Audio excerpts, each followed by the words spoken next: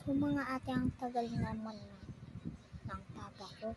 Kaso maglalaro na ako mga ate. So mamaya ko na tapusin to ang video. At bibidyohan ko yung tatay ko na luluto para sunugin niya. Kasi hindi, iba yung mga tatay hindi marunong magluto. So, bibidyohan ko na lang at maglalaro na lang ako pang kinuha na yung fishball at nagluto na.